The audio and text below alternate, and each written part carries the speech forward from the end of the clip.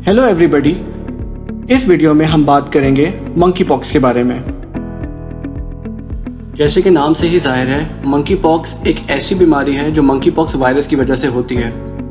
इस बीमारी से दर्दनाक खारिश, रैशेस हो सकते हैं बॉडी पे, लिम्फ नोड की सूजन हो सकती है और बुखार हो सकता है।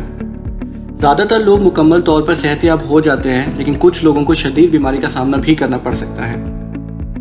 मंकी पॉक्स का वायरस एक डबल स्ट्रैंडेड डीएनए वायरस है जो ऑर्थोपॉक्स वायरस जीनस और पॉक्स वायरिडी फैमिली से ताल्लुक़ रखता है। इसी फैमिली में विरियोला, काउपॉक्स, वैक्सीना जैसे वायरस भी शामिल हैं। वायरस की दो जेनेटिक किस्में हैं, clade 1 and clade 2। Clade 1 central Africa भी कहते हैं उसको, क्लेड 2 को वेस्टर्न अफ्रीका कहते हैं। अब ये वायरस मुंतकिल कैसे होता है? ये इंसान से इंसान के जरिए भी मुंतकिल हो सकता है, जानवरों से हो सकता है, या ऐसे ऑब्जेक्ट या ऐसी चीजें जिसमें वायरस मौजूद है उससे भी ट्रांसमिशन, उससे भी मुंतकिल हो सकता है। मंकी पॉक्स वायरस एक इंसान से दूसरे इंसान में डायरेक्ट कांटेक्ट के जरिए मुंतकिल हो सकता है। ये direct contact skin to skin भी हो सकता है, माउथ टू माउथ भी हो सकता है, और फेस टू फेस, जैसे कोई बात कर रहा है, कोई सांस ले रहा है, इसके जरिए भी हो सकता है। ना सिर्फ डायरेक्ट कांटेक्ट और टच, बल्कि monkey pox virus respiratory droplets के थ्रू हमारे रेस्पिरेटरी ट्रैक, सांस के जरिए हमारी बॉडी में आ सकता है। यह वायरस जानवरों से भी इंसान में मुंतकिल हो सकता है। जब इन्फेक्टेड जानवर इंसान को काट लेता है या खरोच डाल देता है, जब यह वायरस मुंतकिल हो सकता है। जानवरों में यह वायरस की सर्कुलेशन कितनी ज्यादा है ये पूरी तरह मालूम नहीं है और इस पर मजीद स्टडीज की जा रही हैं। लोग मंकी पॉक्स से मुतासर कंटामिनेटेड या इन्फेक्टेड ऑब्जेक्ट्स के जरिए भी हो सकते हैं, जैसे कि कपड़े, इन्फेक्टेड पर्सन की बेडशीट्स, पॉडलर्स वगैरह। हॉस्पिटल में अगर किसी इंस्ट्रूमेंट पे ये वायरस मौजूद है और वो इंजरी करवाता है, चाहे डॉक्टर को या पेशेंट को, तब भी ये उनकी बॉडी में शामिल हो सकता है।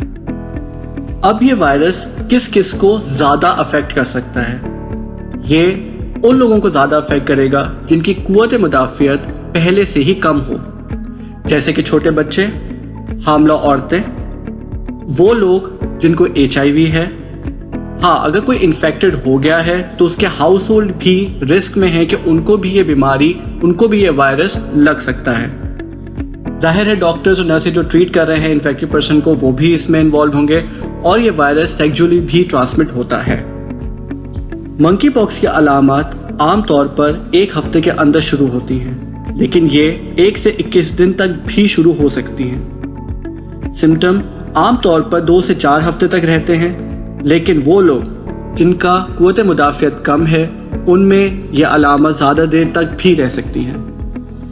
मंकी पॉक्स के आम अलामात में रैश, बुखार, गला दर्द, सर दर्द, कमर दर्द, कमजोरी और लिम्फ नोड की सूजन है। कुछ लोगों में मंकी पॉक्स का पहला सिम्टम या पहली अलामत रैश होता है, जबकि दूसरों में दूसरे मुख्तलिफ सिम्टम भी आ सकते हैं। मंकी पॉक्स के रैशेस इस तरह से दिखते हैं जैसे कि इन दोनों तस्वीरों में दिखाया जा रहा है।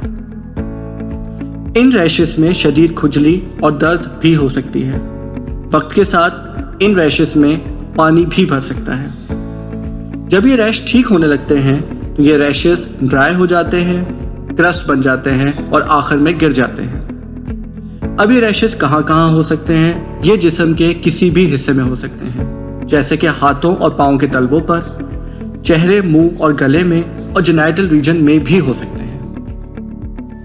जब तक ये रैशेस मुकम्मल तौर पर ठीक नहीं होते और नई जल्द नहीं बन जाती, मंकी पॉक्स का मरीज इन्फेक्शियस रहता है और ये बीमारी दूसरों को ट्रांसफर, मुंतकिल कर सकता है।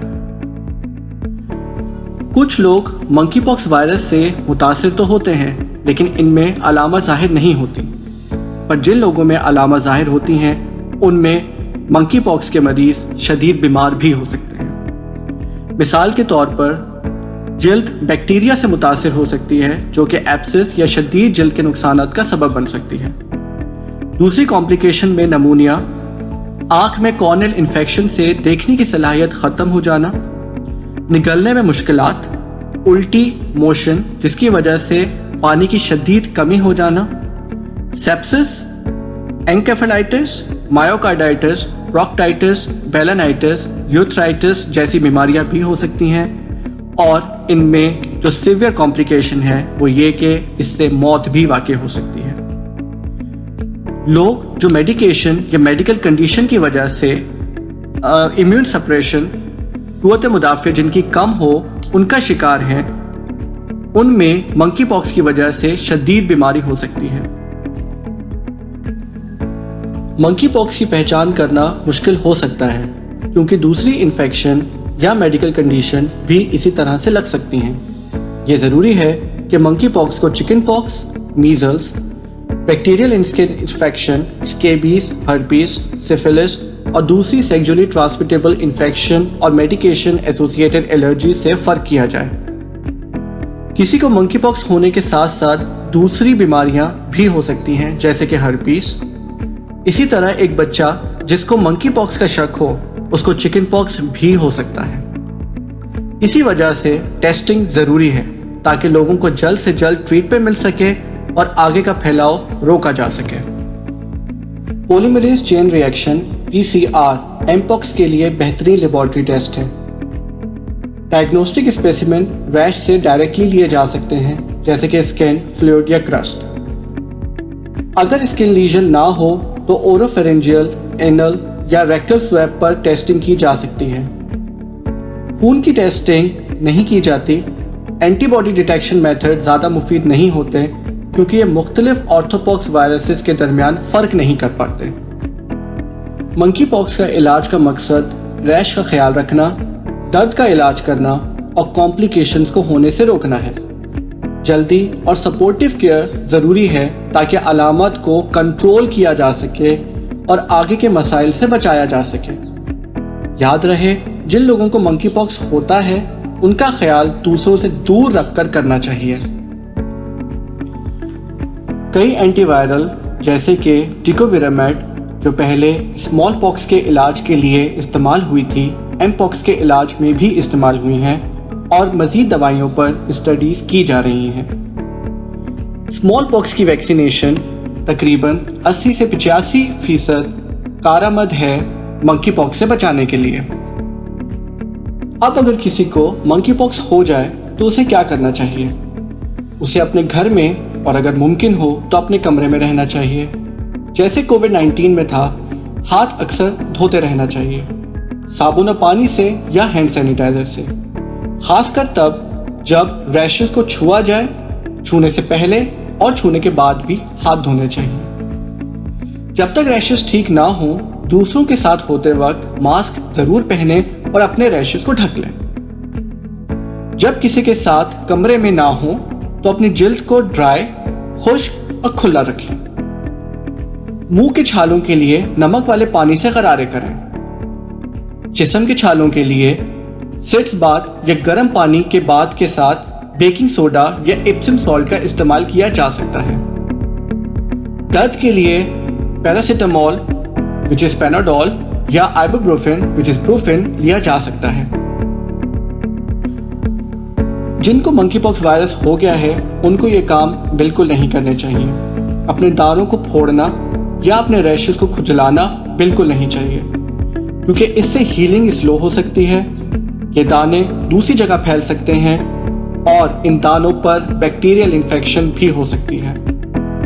जब तक ये रैशेस मुकम्मल तौर पर ठीक ना हो जाए और नई जल्द ना बन जाए, रैशेस वाली जगहों पर शेव नहीं करना चाहिए। मंकी पॉक्स वायरस का नाम इसलिए पड़ा क्योंकि ये वायरस सबसे पहले मंकीज में देखा गया और इसने वैसे दाने किए जैसे स्मॉल पॉक्स वायरस करवाता था।